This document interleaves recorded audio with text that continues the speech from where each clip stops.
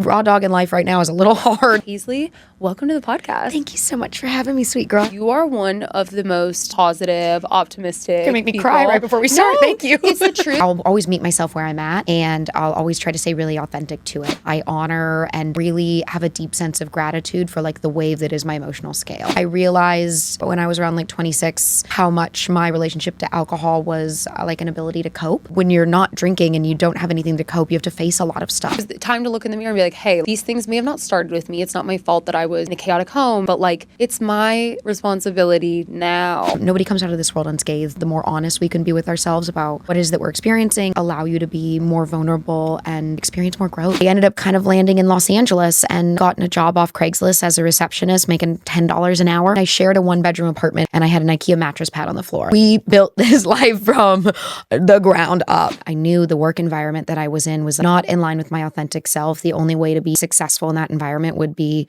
complete self-abandonment. Tell me more about Peach Honey. I got to try the joints. I was smoking a lot of weed during COVID. I realized it was just like not a functional experience. I was getting out of the bathtub and couldn't put my face creams on. I was like, Lord, help me. January of 2025, we did $9,000. February, we did 14. March, we did 37. And April, we did 106,000. And we ended the year at $1,023,000. The prize is no longer a man. I want to experience it all. The prize is now generational wealth. My dad wasn't great with money, and I've always really wanted this lifestyle. I've just felt for the longest time like that the only reason I could have it was if I had a partner. Now I had a very successful year. I'm so proud. It's a real place of strength for me.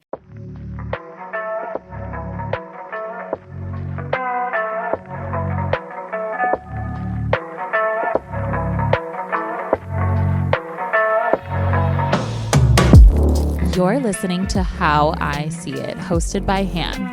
You guessed it, that's me. I am here to motivate and inspire you with guests from all different industries and backgrounds. So get ready for personal stories of success, of growth, full of highs and lows, and of course, unapologetic realness. This is How I See It.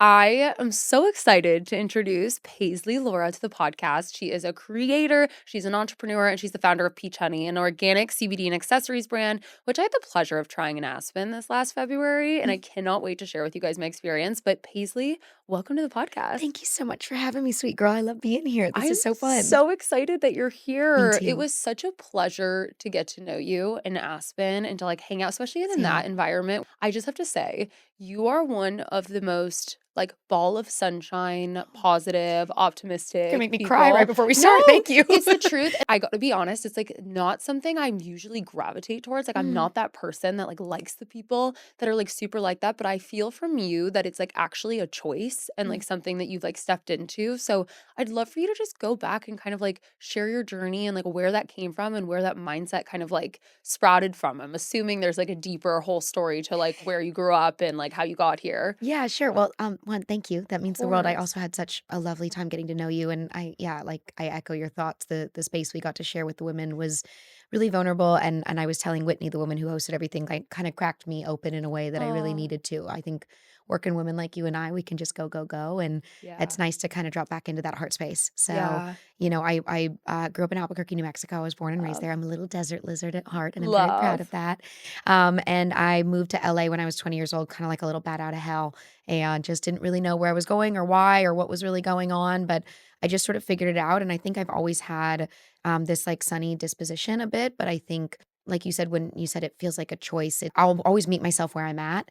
And I'll always try to stay really authentic to it. And, you know, being a naturally positive, happy person doesn't mean that I just like block out everything that's bad. I think I've through the years and the things that I've been through, I honor and I like really have a deep sense of gratitude for like the wave that is my emotional scale. Like I've been in the depths of some spaces that are like really spooky ooky and really hard and very painful.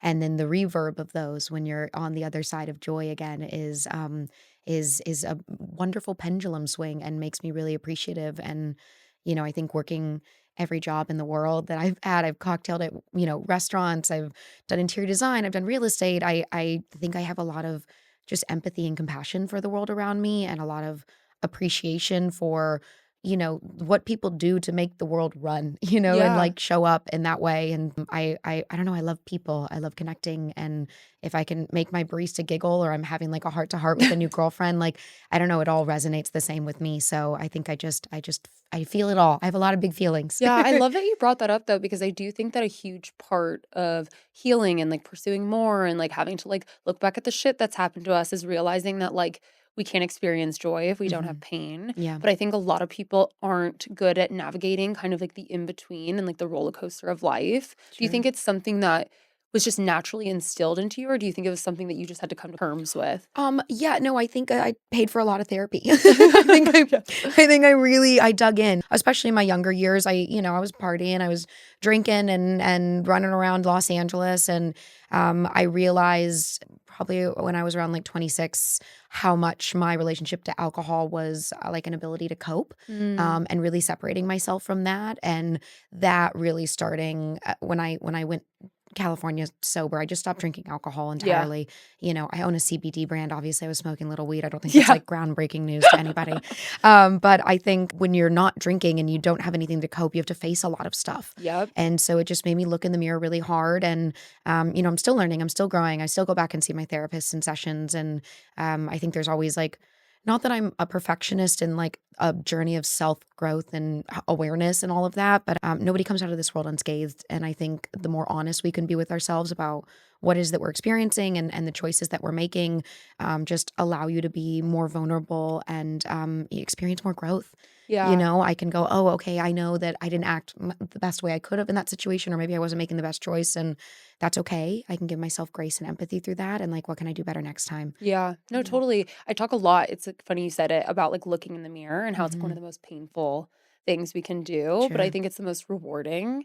And Yeah. and a huge part of growth is just realizing that like we're never going to achieve like perfection when it Of comes to course. self-growth. Yeah. And I think for people like us, it's like we like treat our healing journey almost like a business. And I've Hmm. had to get good at that too. Like my therapist will be like, why are you like mad at yourself for like messing up? Like you're only 29, like you're realizing Yeah. things, like you're moving forward. You shouldn't know that already. But I think when Yeah. you're in the space of like go go go, I want to pursue more, I want to perfect, I want to optimize, like we forget that we're human. Totally. Totally. And I think that's, such a big antithesis of why I started Peach Honey and why it means so much to me and why I feel like it means a lot to these women now is like, also the growth coming from ambitious people who work like really hard doesn't have to come out of self-criticism. Yeah. And like the birth of Peach Honey was me actually looking in the mirror and saying, I love you to the first time and meaning it. Like Mm. really being like, oh, like I can like really love myself and like feeling this feeling that I had felt for partners or friendships for myself. And that was like the catalyst to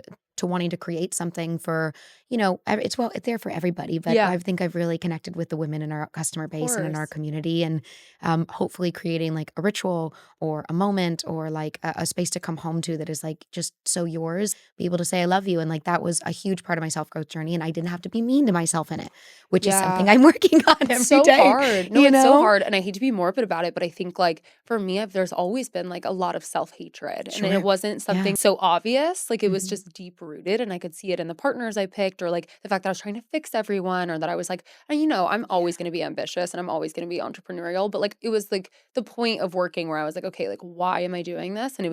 it was time to look in the mirror and be like, "Hey, like, these things may have not started with me. It's not my fault that I was, in a chaotic home and that I had to deal with, like, toxic mom and like didn't have like, Hmm. someone sticking up for me, but like it's my responsibility now. And I think like the journey to like stepping into self-love is a lot harder than people think. And we throw around Yeah. the term self-love, self-love, self-love, but I think it hits a point where you're like, okay, I'm making a choice Hmm. to like show up and like love myself each day. And I think it Yeah. goes back to the original question of like choosing to be joyful, choosing to like be the happiest version of yourself. Yeah. And it's just I really wanted to affirm it over you. I think it's, like, something really special. I don't even know you very well, but I Thank could you. tell so clearly that you are the person that, like, wants to make sure everybody feels seen, and that's, like, the mission of the podcast here. Yeah. Yeah, thank you. I'm getting all verklempt. I know. I'm Like, so so good. emotional these days. I'm like, thank you. I do want everyone to feel seen. Like I think I think the world could use a little bit of it right now. And if Yeah. someone feels like, oh, I can be kinder to the world around me because I saw like,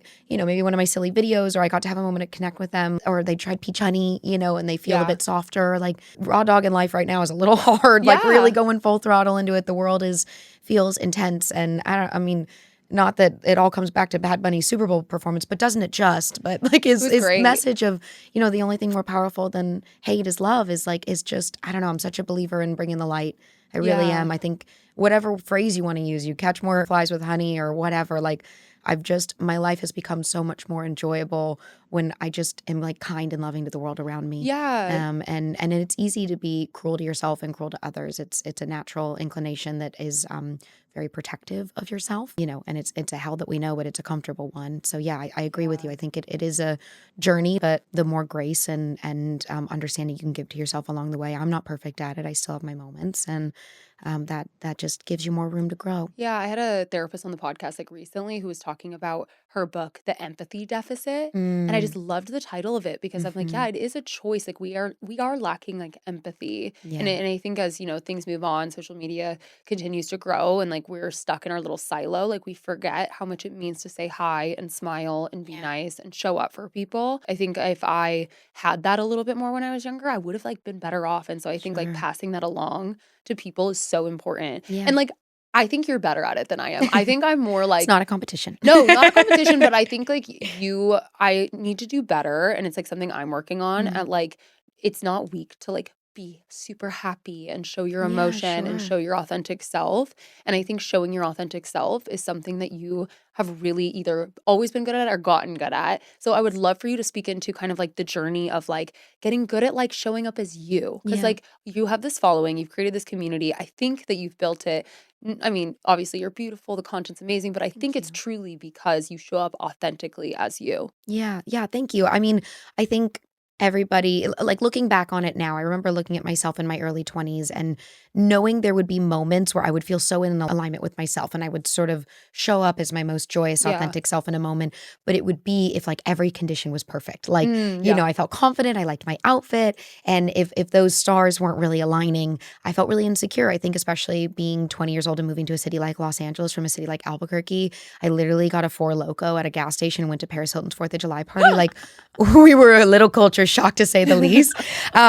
But I think, I just started, it's an exercise in trust, right? Like you keep trying to show up as your best self and be easy on yourself when you're not. And really, I think, in my journey through sobriety, that was a huge healing point. I thought I had social anxiety. Turns out I was just a drunk and just had too much tequila and didn't know what I was saying. Aw. Like I got to like learn to trust myself a lot more. Yeah. And I think just like the natural evolution of maturing. I mean, none of us have a prefrontal cortex till we're 25. Like we're not equipped to deal with planet Earth before Yeah. then. And really like the year like 29 to 30 and then, beyond my 30s, you just feel so much more settled in yourself. And I really took ownership of a lot of my anxieties in a new way. I had to look at a lot of the ways that I was showing up in relationships and how that was either a pattern of like my past trauma of like, oh, I've done this before and it's not actually the guy doing something to me. This is a choice that I'm making in Yeah. this The moment. worst. I hate when that happens. Yeah, my anxious attachment style is not chill and I've gotten a lot better at it.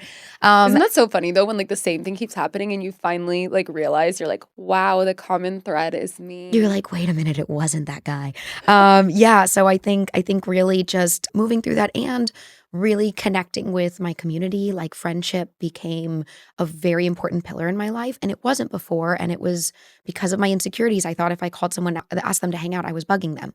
And like I was like annoying and I couldn't take up space. And then I realized how much I love being around people. And now I host every time I do Sundays with P. And like now my people has grown beyond, just my girls that come over on Sundays, but this whole online community of women who send me these like unbelievable messages around how peach honey has helped them or how my videos, I cry every time I read them. And so that really roots me into who I am. And Yeah. it's, as much as like showing up as your authentic self, yes, it does need to come from you. And it does need to be like something that you spend time getting to know you and you Yeah. spend time like being okay with being alone. But the reassurance from people around you that you love to go, no, this is like, I love the way you're showing up. I love who you are is, doesn't hurt, Well, and it's a nice especially feeling. when you're actually like showing up in a way that feels good. Yeah. Because the worst is when you're trying to like hide or protect or, you're overcompensating and Yeah. then someone doesn't like it. And then you're Mhm. like, fuck, that wasn't even me to begin with. And Yeah. now I feel like even shittier Yeah. because like they don't like me or we had a bad encounter and that wasn't even who I was. Yeah, yeah. I think my last kind of run of that feeling was my last corporate job that I worked, and it was before I took the leap to run Peach Honey and do content full time, which was a scary one. But I knew the work environment that I was in was like not in line with my authentic self. The only way to be safe and successful in that environment would be complete self abandonment and really surrendering and submitting to a not nice person who was running this brand. And it came to this friction point where they were essentially trying to force me out over a TikTok that I had made. Because I made a TikTok Of about course. how I want to be a frog instead of type on a computer, which is arguably a very funny bit until you have to dissect it and get mad at me about it. But everybody else loved it. And I chose myself. And I'm really proud of myself that I stood my ground. Love. And I believed in myself. I mean, we were in year 4 of Peach Honey at that point, and I had a little bit of severance. And that was the last catalyst to being like really settled into this version of me. And I maybe in 3 years I'll be a new version of me. And I Yep. think that's really cool. And I think after years and years of evolving and for a lot of my 20s, I would look back on my past self and be like, oh my God, I can't believe she did that. I can't believe I she's acting know. like that.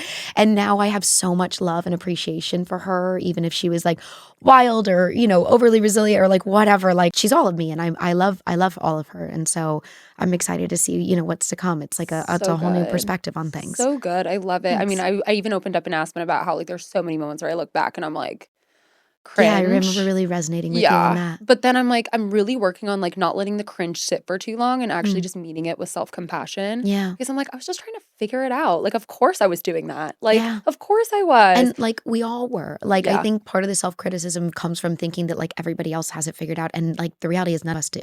Yeah. And I think that's what was so reassuring about being in that room with you and Aspen and having all of us share is like we're all just sharing a lot of similar experiences. I Yeah. think especially as female founders and entrepreneurs, like it's an incredibly lonesome journey. Yeah. And it feels very much like, oh, everybody's got it figured out but me. And I don't really know who to turn to, like who else is experiencing the things I'm experiencing. So yeah, I the second you started talking like that, I was like, oh my God, me too.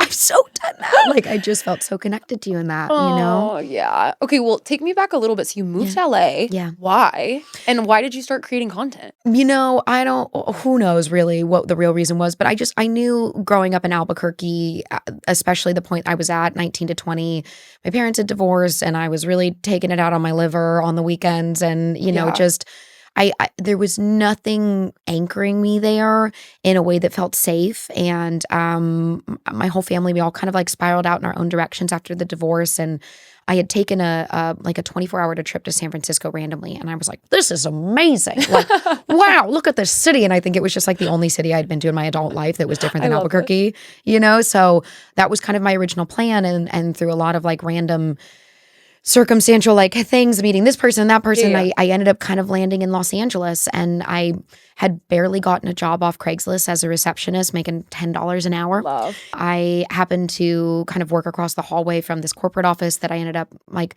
having what I would consider my college experience there. But it really, I shared a 1-bedroom apartment in a neighborhood called Little Armenia, and I had an IKEA mattress pad on the floor. Like Love. we built this life from the ground up. But it was just kind of this tornado moment of mine. And I can't say that, I was like, oh, I moved to Los Angeles because I want to be an actress or anything. Because I don't know. I think I just felt this natural intuition that like there was something so much more for me than what the life I would have been facing in Albuquerque.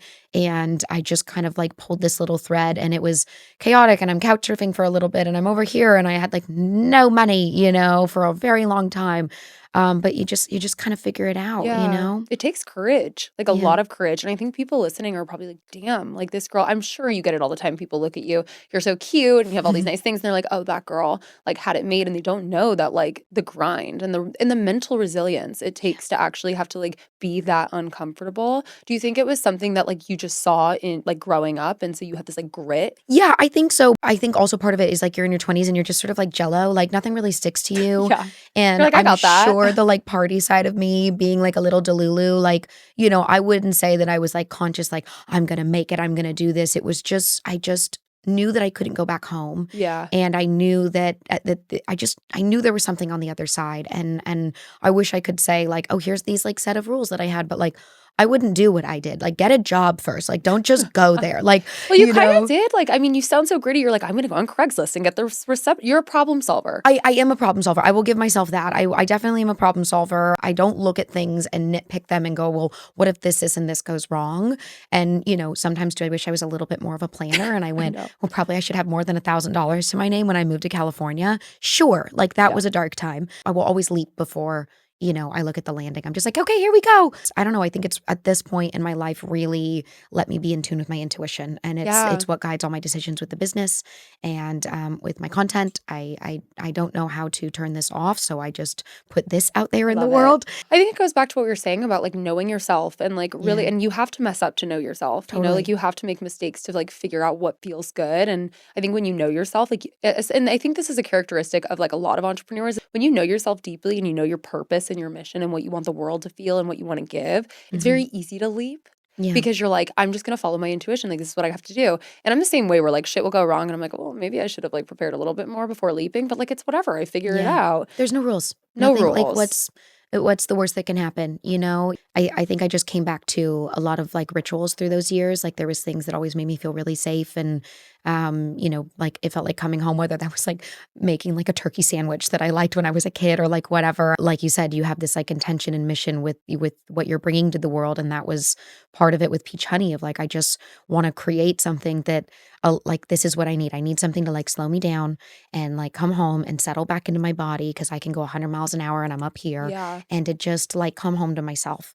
And I just kind of keep creating products and moments around that. If you come home from work and instead of having a glass of wine, you smoke one of our joints or, you take a gummy midday because your emails are stressing you out. Like that's my moment to come home to myself. Yeah. And then from there is like the ultimate source of creativity and joy and excitement and energy. And I can make moves and decisions from there. So when did it go from like, okay, so you're growing a following, you're getting brand deals, you're like, fuck yeah, this is cool, but you have your corporate job still. When was the moment you're like, I actually want to move from a creator to a founder? Like we need a brand. And it's CBD too. So I'm assuming there's some type of like moment where you a weed smoker and then you were like, no, I need to move to CBD. Yeah. What's actually interesting is the Peach Honey started long before I was even considering being a content creator. Really? Yeah. Okay. I just have a really healthy appetite for attention. And so I just never shied away from posting content online.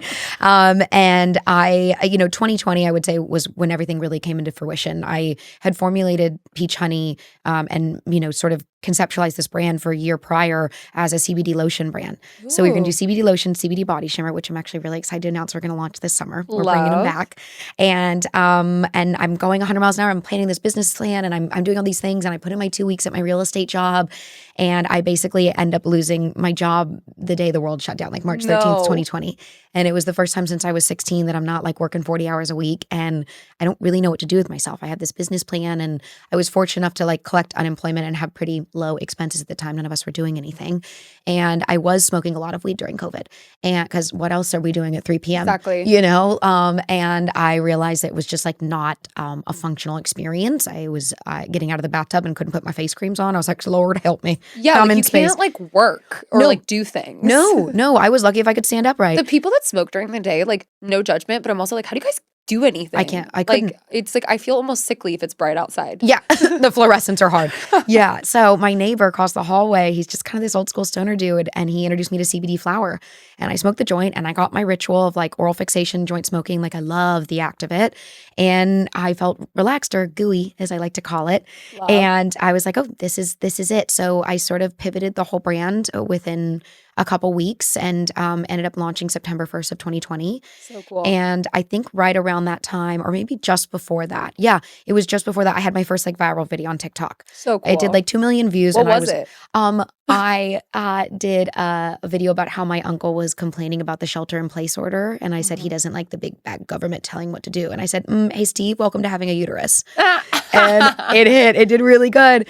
And so the next, 4 years were just kind of little moments like that. I always kept the business running. We would do somewhere between 1 to 3 grand a month in sales if we did really good. But I would have a video do well, and then I would see the spike in orders. And so that was like, the next couple of years of working odd jobs. I still did real estate. I did leasing, interior design. And for a while, the freelance work was really, really good.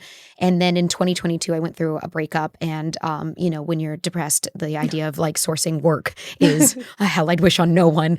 And it was really dark. And the guy that I used to work for at my first corporate job called me up and was like, hey, I think I've got a position for you back in this line of work I used to do, which was franchise license sales. That was the last corporate job that I took just because I needed the money. I was 25 grand in debt and I wasn't getting off the couch. And you need to fund the business. I need to fund the business. I need to exist. I need to eat, I was like, okay. And that's always been my motto. Like if I got to figure it out, I just work, even if it's not the ideal job. And so I went back into that corporate world and paid off all my debt. And then within that year is when things really started to pick up. And I had a couple back-to-back like viral-ish videos, like 3, 4, 5 million views. And the woman that owned the company I worked for was the one that had the huge problem with it. And so she saw you succeeding and she's like, not today. No, and I wasn't going to promote her business. I just didn't talk about what I did for work on there because I've also had weird experiences in the past with like having a social media presence, and like roses showed up at my job and I was like, I don't know where these came from.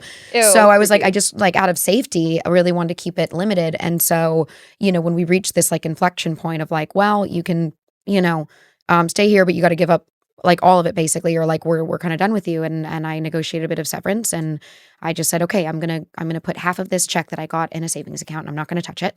And then I'm gonna like whole ass this. I'm gonna like say it with my chest that I love content creation, because people be like, oh, you're a content creator. And I was like, no, like it's fine. Like I just like make videos sometimes. Like I was quite coy about it. It was just so the obvious answer for me to be like, yeah, I'm an influencer. And I don't know why I felt ashamed of that. I did too. I did too. No, I'm so embarrassed that I did this. I did it not for very long, but I literally am so embarrassed. People used to be like, what do you do again? And I'd be like, oh, I don't really do anything. I just like, I do nothing. Like I would make a joke. Yeah. And I like was working so hard and creating so much content and building a following. And I'm like, why was I so embarrassed to just say influencer? Yeah. Yeah. It's just, I don't know. I had such a weird thing with it. And then that New Year's of 2024, I went to dinner with my girlfriends, or we celebrated New Year's in Idlewild, and we had some wine, and I finally was just like, no, like I want it. Like we were all writing down our goals for the years, and I was like, I want to make a lot of money. I want to like, and I think women are really shamed out of saying they want to make money. Yeah. And you know what? Sorry, I like to shop, and I want to fund my own life. Ton of money. Yeah, I want to make a lot of money, and I want my content to really take off. I hadn't been managed by anybody at this point. I'm probably around like 300,000 followers on TikTok. And I was like, I really want this. And then January of 2025, we did 9 grand. February we did 14. March we did 37. And April we did 106,000. So insane. And we ended the year at $1,023,000. So congratulations. Thank you. $1 million fucking dollars. And we didn't spend $1 on paid advertising. It's amazing. That was just all me yelling on TikTok, Yeah. I mean, yelling. I'm not yelling that loud, but I do yap. And no, and it was like just fun. speaks volumes to just like showing up authentically. And it's like not just about like making people feel seen. Of course it is, and like mental health and all of that. But it's like it's a business strategy, and it's a good one, and it's authentically rooted as well. $1 million. It's Thank crazy. you. That's so awesome. Yeah, it was a really, I'm very proud of our journey. So I saw a clip of you Oh. that went viral. Oh. I'm gonna read it Me? because I have it written. No, it's a great it's a great clip of you on a podcast. Thank you. And you said, the prize is no longer a man.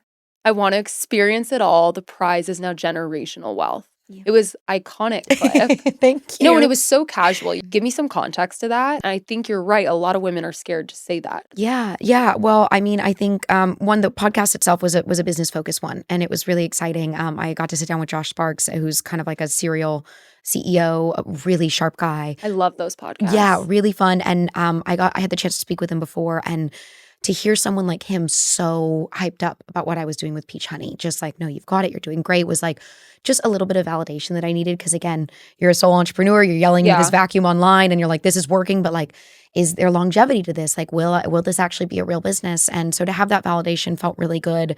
And I just think, there's so much about my family's history. My dad wasn't great with money, and I've always really wanted this lifestyle, and I've just felt for the longest time like that the only reason I could have it was if I had a partner. And now I am, I had a very successful year that I'm so proud that I was able to like give back to my family in a way. I gave my mom a Prada bag with $10,000 in it for Christmas. Oh, I love her, by It the makes me way. verklempt every time because she was the first entrepreneur in our family, and I watched her leave this divorce and work 2 jobs after being a stay-at-home mom and build her own business, and I'm so, so proud of her. Shoe Fly 505, my mom's jewelry. It's gorgeous. Yes. And so I realize how amazing that feels, and the sense of autonomy and confidence it gives me to just not have to worry or rely on anybody else financially but myself, and to be in a position where, if I can get a second date at some point, have a kid, or if I want to have a kid by myself, I just will. I'll go adopt somebody or, get a donor. I don't care. If I want children, like to put them in a position where they'd be okay is like, it's a real place of strength for me. Yeah. And something I'm really proud of, and I hope to inspire other women to like really ground into. I think we're like taught it's like uncouth to talk about money, and Yeah. I don't want to talk about it in a way that's like, well, look what I have, braggadocious or anything, but like I've worked really hard for this, and I'm really proud, and it's something that no one can take from me. Yeah. No, I love it. And it's why I bring entrepreneurs on, and it's why I view entrepreneurship as a mental health journey, because especially for women, because there are so many limiting beliefs. I mean, the fact that like, even like when I go on a podcast, like I'll say like, I'm not trying to like be like this, but like I want to make a fuck ton of money. Like the fact that I have to say that like little intro. Yeah, you give yourself like a caveat so you don't like get embarrassed. And I think it's like kind of trained into us, especially as women, like it's not humble to want money. It's not like polite to talk about money, but men do it all the time. And so I think like acknowledging those limiting beliefs, whether they're like from us, society, family, and just like moving through that and like openly saying and speaking to existence that like the prize is generational wealth and I'm going to work my ass off for it is just so cool. I loved the clip. Thank you so much. I appreciate that. And I love your mom. So Oh, sweet. So like for people Jojo. don't know, like Paisley brought her mom to this retreat as well. Her mom has this like beautiful, beautiful business. I was like trying on all the pieces. It's really fun to go play in it. It's so good Yeah. for festival. I was like, we need to do like you need to have a pop-up in like Palm Springs. Yeah. Like the brand would be so good. Yeah. But I'm not gonna lie to you. Your guys' relationship made me so emo and like a little bit emotional. Like I brought it up to my therapist actually when I got back, because I do not have like a good relationship with my mom like that. It's like a very complicated dynamic. Yeah. And I was looking at you guys and I feel like I really struggle to like feel feelings. Like I intellectualize feelings a lot. Like I can give you the timeline of like the trauma and be like, yeah, but I'm fine. And I do the work and, I've talked it out. I really am working on trying to like feel it in my body. You know what I mean? Yeah. And so when you guys were sharing in that circle and it was vulnerable and you guys were like so emotional, I felt myself being like teary-eyed because I was like, oh my God, like this is such a beautiful relationship that you have with your mom. Have you guys always been that close? Yes and no. I mean, I grew up and there was this very palpable sort of divide. It was like me and my mom, my brother, and my dad. And I always kind of joke with my little brother that we had very different childhoods because of that. It's always like that, huh? Yeah, there was so just weird. I don't know, 90s kids. You just think, okay, the boys go over there and the girls go over here or whatever. But my high school years, I was a little rebellious, and like I think it came from her. I know that she got us sent away when she was like younger. Her mom was like, "You're gonna go live with your aunt. I can't deal with you." So I'm sure it's some kind of karmic thing. But I don't know. I was very hard headed, and I thought I knew everything, like every 16-year-old girl does. And so we definitely had like a normal mother-daughter fighting like that, and it was very much like, I don't know if you've seen the movie Lady Bird, where they're like screaming at each other in the store, and like she comes out in the dress and she's like, oh, I love it. You know what I mean? Like it's so the human experience. And then her and I struggled a bit through the divorce, and I will always give my mom a lot of credit. Her parents divorced, and she watched her mom just always kind of badmouth her father, and it was really hard for her to keep a relationship with her dad because of that, because he lived away. And so she was really cautious to not do that to us.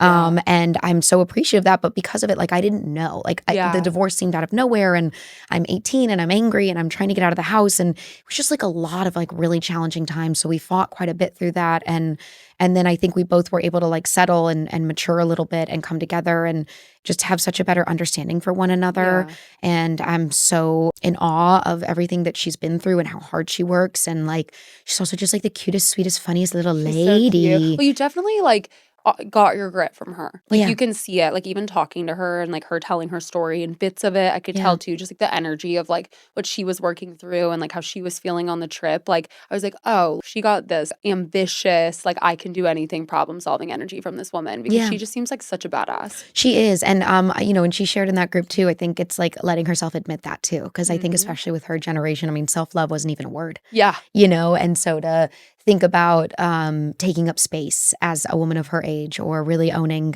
you know, the life that she's created or, you know, how beautiful she is. And I'm so emotional talking about her.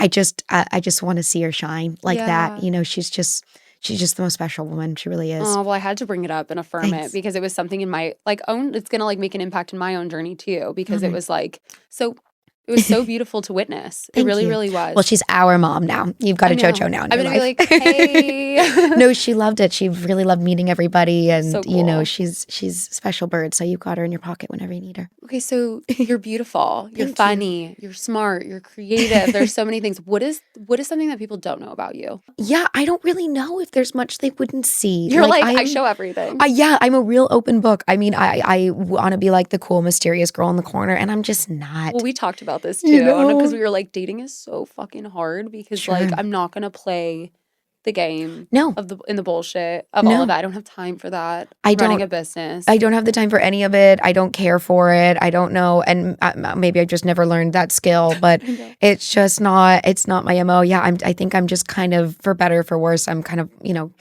cards on the table all the time. And I've had to work on that actually. Sure. Yeah. No, like absolutely. I'm an oversharer. Yeah. I think it's definitely gone, there's a scale over the years. Like, you know, me in 20s in LA, like partying all night. I was like, and then there's one time in high school, I'm like, why am I telling this random at a party? Like the most traumatic moment of my life. Like, I think there's a difference between like being an open book and trauma dumping. And I've learned that line very hard.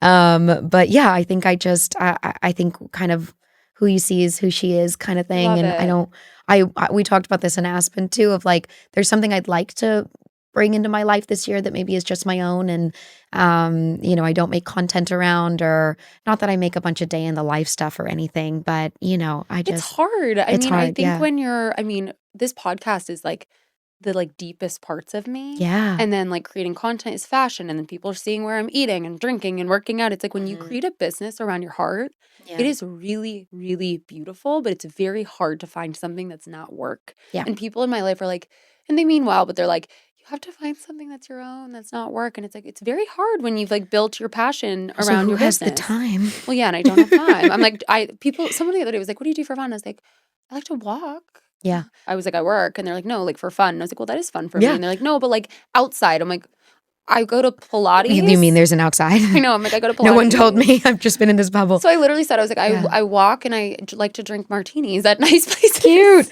Yeah, no, I'm a wine girl. I'm into my wine. Oh, yes. I love that. I'm a wine snob too. I kept seeing you like, getting like the best. And I was like, yeah, that's what I. Well, I don't want a hangover, and I like the taste that I I like. know, I'm the same way. No, I'm the same way. And I've worked hard for it. Yes, so like, exactly. I think that's it too. Where like people will kind of give me shit. They're like, oh, you're such an alcohol snob. I'm like, yeah, I can't be. Yeah, I can't be. I earned this. Yeah, like I want to be. Yeah, exactly. Tell me more about peach honey. Yeah. Like I got to try the joints. And which was like also the hottest thing in the world. If you guys haven't seen this picture of her smoking the joint in Aspen, I'm like printing it out and wallpapering my apartment with obsessed it. It with was it. so cool. When it's cool to see it out in the world, you know? It's so good. I'm obsessed. So I had never smoked a CBD joint. I had only smoked normal joints. Sure. But I kept hearing you say like, get gooey. And I was like, what does she mean? I'm like, I get it, like get gooey, but I've never smoked a like CBD joint. So then I smoked it and I wasn't expecting to like feel anything because it's CBD. Yeah. And then I came back and I was like, I think I'm high, but I'm not. I'm not high. And I was like, oh, this is what she means. Yeah, I think it's like what we all thought smoking pot was going to feel like. But then when you actually smoke weed, you're like, I think I'm analyzing everything. Is the NBA a conspiracy theory? I don't know. Like I get really heady. But yeah, gooey is just, I don't know. It's like it's the state of euphoria I'd always like to be in. And so finding a product that like allowed me to do that was really special. So you have the joints. Yes. What else do you have? Last year we launched gummies. So right now we have peach and strawberry gummies. I need to try. You would honestly die for the gummies. I think you're a strawberry girl, and I love that about you. But we did pomegranate for winter, which was really fun. And then we do our tinctures. So we have like a little dropper, which Love. I put in my coffee in the morning. And I was actually talking to Whitney about this. I didn't know this because I've always just loved the feeling of putting CBD in my coffee. I don't get really like sweaty and jittery or like kind Yeah, of yeah. like tense in the way. I just feel really calm and focused all day.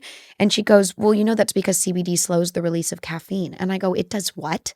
Like, I should know this. I own the joint, You're you texting know? like your team, like, we have to add a line to the postcard. Literally add it on there. And so, yeah, the tinctures have been really good. And then we are in the process of switching our 3PLs right now. So we've like put a pause on releasing new products. But something I'm really excited to release soon are like ritual kits, which is just sort of a pairing of our products to kind of like create experiences for you that feel like coming home. So Yeah. for me, like our morning ritual, the ease in is like I put on my bathrobe and I put my hair in a scrunchie and I make my coffee. Love. And that's like my morning reset. Or we have, the last light, like when you're going to bed at night, we've got our PJs and our candle I'm and a obsessed with the joint. PJs. They're so cozy. Oh yeah, I gave all the girls PJs in Oh Aspen my and they're so God. yummy. Oh my God, I they're don't leave the so house without good. them now. Oh, they're I good wore them the entire trip, and I was like, Yeah. these are probably dirty, but I don't care because It's they're fine. so This is a safe soft. space. They're Oh my super cozy. gosh, they were so good. Well, I'm Thank so you. excited for you. Like, Thank you. I'm gonna like start smoking them instead Well, of joints at night because I do like a puff Yeah. to like fall asleep Mm-hmm. because I've decided in the new year that I wanted to go to bed an hour earlier because I'm Yeah. a night owl. Oh, okay. And so like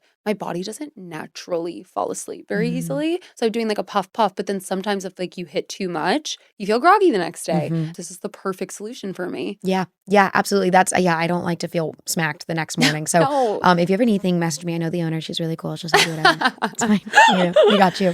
Yeah. Okay. What would you say to someone who has nothing, who knows that they like there's something bigger for them? They want to pursue more. They want to start the business. They want to make the move. They Yeah. want to dive deeper, but they like aren't in a place where they were maybe given the opportunity or they don't feel empowered to. Yeah. What would your words be for them? Well, I think the first and foremost is like even if you feel like you're at your lowest, it's never nothing. Like you always have yourself. You've always got like you're alive and breathing and you're moving forward. So to kind of root into like I'm okay. A line I keep coming back to recently is like the sun's always above the clouds. So like even when you're in your depth, like the sun is always there, even if you can't see it right now. Even if you pursue something and you've got all these like ideas in your head of how it can fail, you don't really know until you go. There's never going to be a moment where you're like so beyond prepared that nothing is going to go wrong. You will go through the door and things will go wrong. And that's like kind of the beauty of all of it. Like that's where you get to really learn and grow. And like the moments that I've felt the most proud of like facing a problem with peach honey and going, oh no, this is what does us. And I mean, we lost like 150 orders to like USPS at one point, and Oh I my was like, God. cool, sorry, I made all of those and now I don't know where they are. And when you overcome those things, like that's the true feelings of success for me, at least as an entrepreneur. So to not be fearful of like things that could go wrong, it's just like a fun challenge you get to face, and that it's okay to start small. I started with one product. I started with our joints. I like ordered flour to my house. I was like packing the joints by hand Love. with like a food processor. Like I don't know how. I just watched a YouTube video. Like you don't need to have the whole business plan and like this big thing all figured out. You can just kind of take 2 steps at a time. And the going through the door is going to be the hardest part. So Yeah. the second you do that, you just kind of get to start rolling with it. Yeah, I love what you said. Like I resonate with a quote like you're never irreparably broken. It's like something that like really like spoke to me when I was in like the deepest of my depression. And it's funny because like if I'm like not doing well, I'll like read that quote and I'm like, well, that's pretty bleak. Or like I don't know, I'm like You're never like, irreparably Fuck, broken. that didn't help the way I thought it would. Well, almost just like, okay, so like I can be like smashed a ton and like I'm broken, but I'm Yeah. not that broken. But then I Yeah. think again back to the beginning about it being a choice. Like I think it's how you choose to like look at it. And for me, it's like, no, like I'm never irreparably broken. Like nothing can Yeah. keep me down. And you're right. I think it's just, the cost of entry is fear. And it's the people who are successful aren't like the smartest or the ones who have it all together. There's privilege, of course, but like it's the people who are brave enough to And like that step don't forward. give up. Yeah, exactly. And I think, the scars and like the depths along the way is like a beautiful patina to admire about yourself. Like I've been in some dark spots and I'm like, yeah, I made it through, Yeah. and that's kind of that's the beauty of it all. But yeah, it's a fun journey to go on. Yeah. What would you say to someone who's listening who there's a lot of people in this community who have, are going through a healing journey. They have complicated family dynamics. They're like having to heal childhood wounds. And maybe right now, and as you know, like that journey is very painful in its chapters and its ups and down. What would you say as like a source of comfort to the people who are listening? Yeah, I would just say that it's all temporary. Whatever it is, like the highs and the lows, like it is a temporary thing and it's not who you are. It's something that you're experiencing. Mm.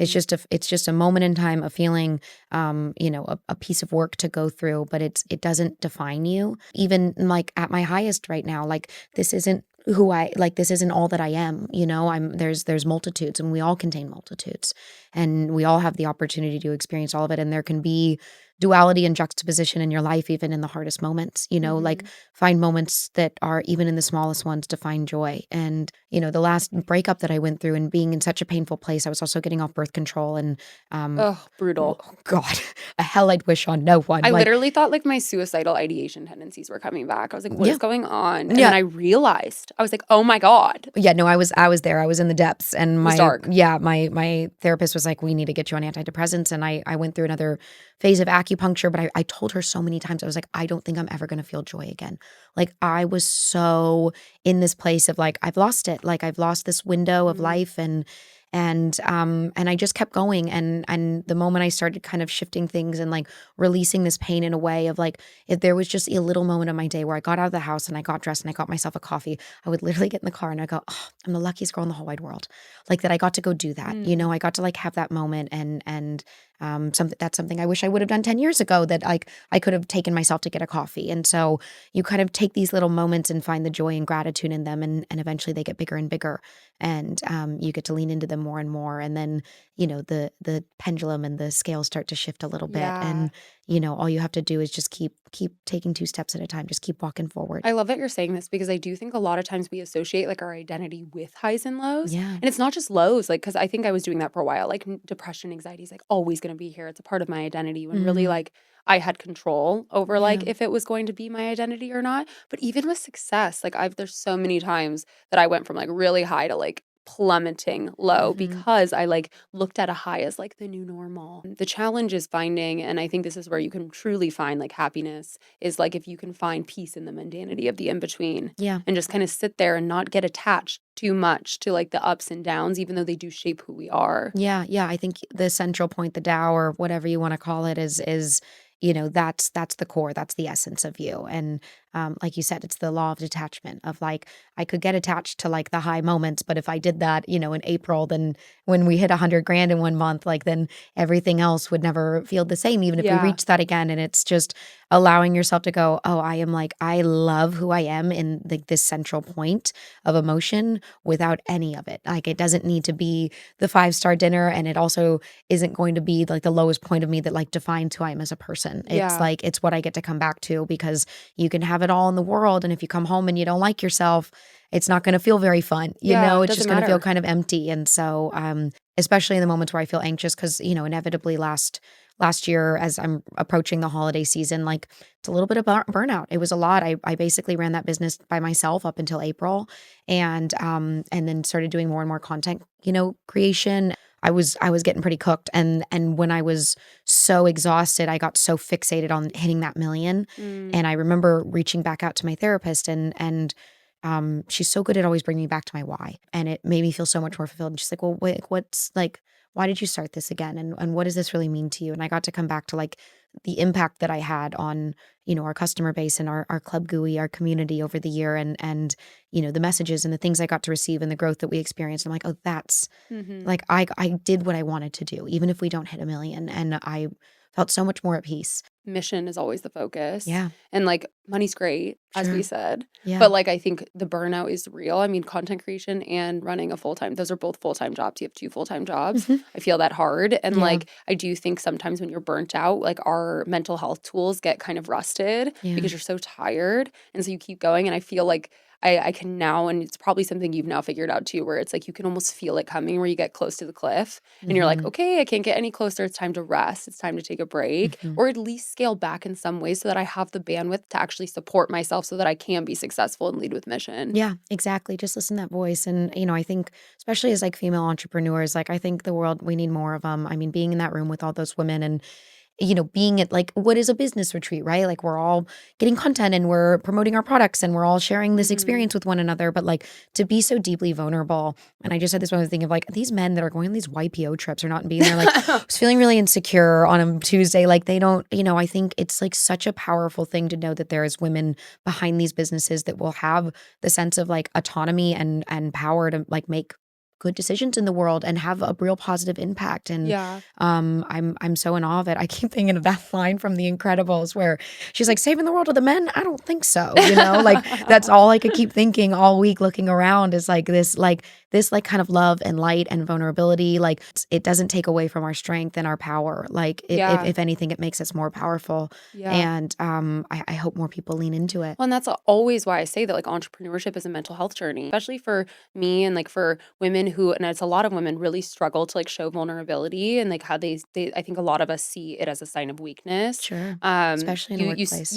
You stay like boxed in and you don't grow. And I think the moment you actually can relinquish that and start stepping into like vulnerability and looking in the mirror and being honest is the moment the business moves forward too. Yeah. And personal growth, of course. Absolutely. No. Retweet, clock it, Retweet. all the things on, I don't know. This is what Gen Z does. I'm trying to be Gen Z now. Dude, my assistant will say stuff to me sometimes and I'm like, I don't know what you're talking about. I don't get it. And I keep seeing people do like this. Yeah, this is just sort of cutesy. I don't know. I thought this meant like clappies, but I think it means clock it. Us getting flipped, being like, I was gonna say, if you're listening, we're like just slamming our fingers together. Help like me. This. Yeah, doing the little emoji. I don't know, but they, somebody's got to figure it out. I'll stay up with the youth, or I won't. I'm like Who Googling knows? it. I'm like, what does it mean when they're like moving their fingers Hey, together? chat, what's clock it? Help. Okay, I ask everybody before they leave. Okay, fine. Looking back at your journey, all the ups and downs, there's so much more to go. But just looking back at everything you've accomplished, everything you've been through, everything you've overcome, how do you see it? How do you see it all? I see someone with a lot of resilience and a lot of love, and I just have an immense amount of gratitude for all of it. I really, really do. Yeah. Thank you Short so and much for sweet. coming on and taking time out of your fashion week. Oh, to come honored to be here. Honored to be I'm here. so Truly. honored to meet you. I'm so excited to continue our friendship. Me Like too. I want to be around more women like you who are articulate and smart, but also like really in tune with like who you are. And I'm just like so excited to get to know you more. No, you got me for life. You're stuck with me now. Good. So, Thank great. God. Please share where people can follow you and then also the brand and shop it. Yeah. Both my personal Instagram and TikTok are at Paizley Laura, and then the business is at Peach Honey on Instagram. And we're peachhoney.co. Yay, online. Peach Honey. So cute. Go girls. Thanks, Paizley. Thank you so much, Hannah. Appreciate it, honey. Thank you so much for listening. I hope you enjoyed the episode, and I hope you leave here feeling motivated and inspired. Do not forget to rate and review the pod on Apple Podcasts and Spotify. And don't forget to follow How I See It Pod so you can keep up with podcast updates and see who's coming on next. And if you're not already, come join the fam and follow at How Han Sees It. Thank you guys.